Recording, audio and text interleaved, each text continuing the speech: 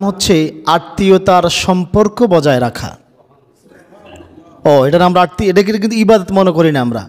আমার বোনের সাথে সম্পর্ক রাখলাম, ঠিক না? আমার চাচার সাথে, জ্যাঠার সাথে, আমার মামার সাথে, আমার খালার সাথে সম্পর্ক রাখলাম, তো এটা তো আত্মীয়তার সম্পর্ক। তো এটা ইবাদত কথাই ফেলেন। আল্লাহ তাআলা বলতেছেন এই সম্পর্ক বজায় রাখাটাও ইবাদত। সুবহানাল্লাহ বলবেন না? তাদের জন্য 2-1 টাকা যে ব্যয় করলেন সেটাও ইবাদত। যদিও আমরা মনে করি গরিব মিসকিন মসজিদ মাদ্রাসায় দিলেই নাকি, কিন্তু না। মানুষ যে অর্থ আয় করে এই অর্থের ভিতরে সবচাইতে বেশি হকদার হচ্ছে তার আত্মীয় স্বজনের। কথা কি বুঝে আসছে? সবচাইতে বেশি হকদার কে? আত্মীয় স্বজন।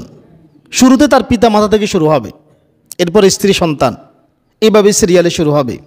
মানুষ যদি কারোর সাথে ভালো সম্পর্ক রাখে, সম্পর্ক করে, কারোর সাথে ভালো ব্যবহার করে, এই ভালো সম্পর্ক রাখা এবং ভালো ব্যবহার সবচাইতে বেশি হকদার হচ্ছে আত্মীয় স্বজন।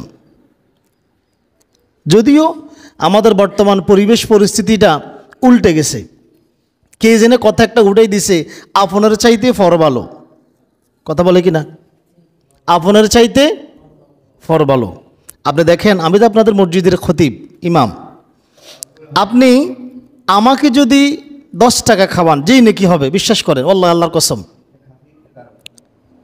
আপনি যদি আমাকে 10 টাকা খাওয়ালে যেই নাকি হবে।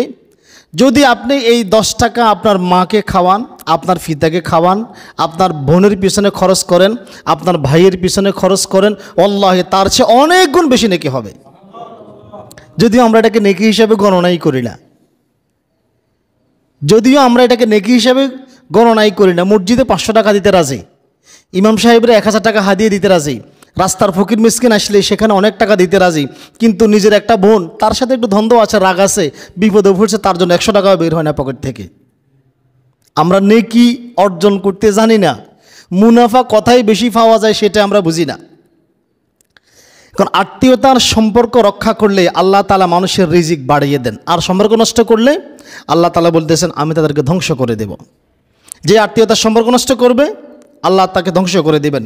কোরআনুল কারীম সূরা আর-রদ আয়াত নং 25 আল্লাহ তাআলা বলেন, ওয়ায়াকতাউনা মা আমারাল্লাহু বিহি আন ইউসালা।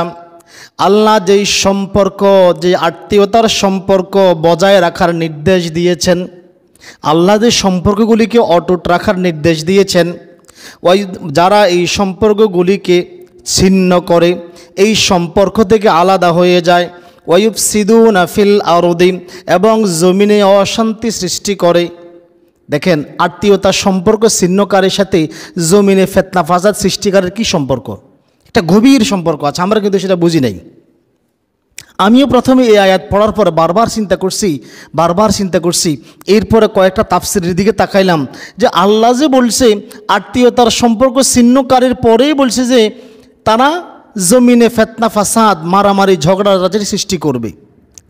কেন এটা? আমি কারণটা খুঁজে পেলাম।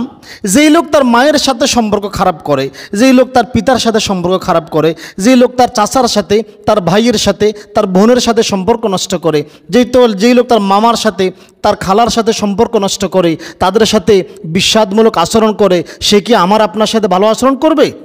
স্বার্থের কারণে সে আমাদের সাথে 2-1 দিন ভালো আচরণ করলেও সে ফল্টে নিতে দেরি করবে না। যারা আত্মীয় স্বজনের উপরে জুলুম করতে পারে, তো আমি কে, আপনি কে? আমার উপর আপনার উপর জুলুম করতে পারে না? অবশ্যই পারে। যারা নিজেদের আত্মীয়দের উপরে, আত্মীয় স্বজনের রক্তের বন্ধনের লোকদের উপরে জুলুম করতে পারে, তাদের সাথে সম্পর্ক ছিন্ন করতে পারে, তাদের সাথে বিশ্বাসঘাতকতা করতে পারে, সেখানে আমি আপনি কিছুই নয়।